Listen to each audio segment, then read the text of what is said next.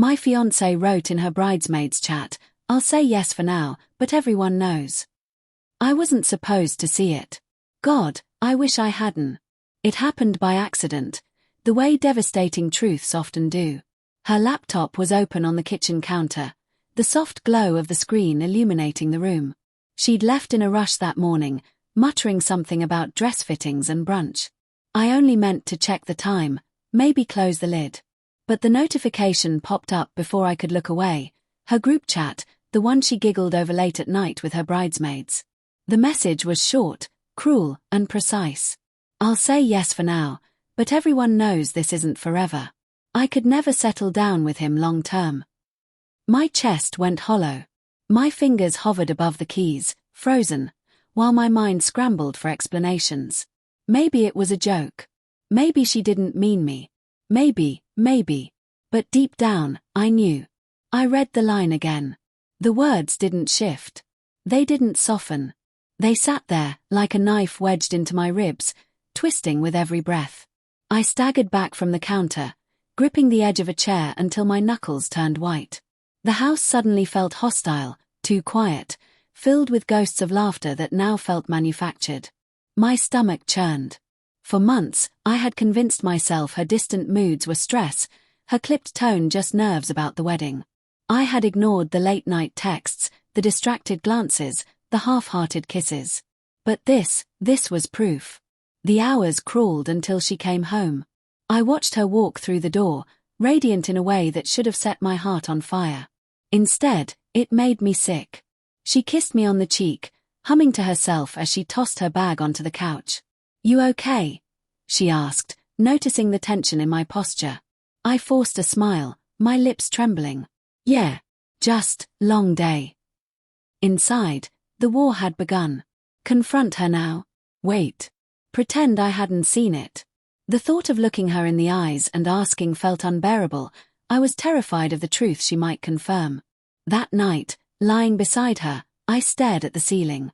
Her breathing was steady, peaceful.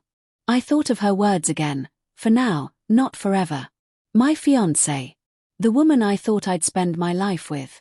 To her, I was temporary. A placeholder. The next few days blurred together. Every interaction became a puzzle I couldn't solve. When she held my hand at the coffee shop, was she performing? When she laughed with me at dinner, was she thinking about someone else? I dissected every glance, every pause, searching for cracks. The paranoia ate at me.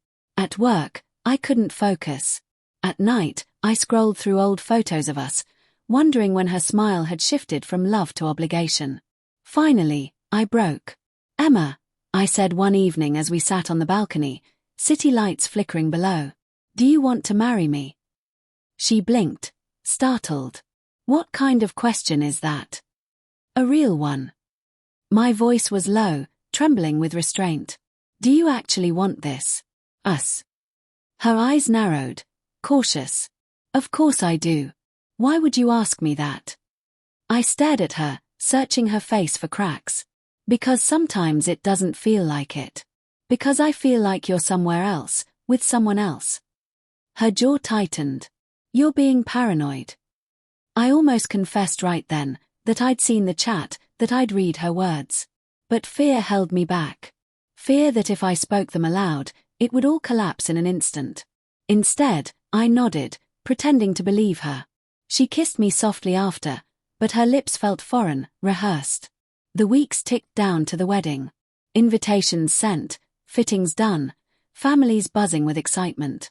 I wore the mask well, but inside, the weight grew heavier. Every time she smiled at me in front of others, I wondered if she was silently mocking me the way she had in that message. 2 nights before the rehearsal dinner, I couldn't take it anymore. While she showered, I opened her phone. Guilt clawed at me, but desperation won. I found the chat. The bridesmaids had responded to her infamous line with laughing emojis, with teasing remarks like, "Girl, we know. But he's safe. He's stable." Safe. Stable. Not loved. Not chosen. I scrolled further, my throat closing. Pictures of her with another man appeared, grainy selfies, wine glasses clinking, her face alight with joy. She had written, With him, it feels like fire. With my name, it feels like responsibility. My heart stopped. That was it. The truth I'd been dancing around for weeks slammed into me. I wasn't her forever. I wasn't even her passion. I was the insurance policy she kept until something better arrived. When she came out of the bathroom, hair damp, humming, she saw me holding the phone. Her humming died instantly. "Where did you?" I stood up, voice breaking. Don't insult me with lies. I know." Silence stretched, thick and unbearable. She bit her lip, tears welling, but not the kind that begged forgiveness. They were tears of being caught. "Say it," I whispered. "Say it to my face. I'm just, for now." Her shoulders sagged.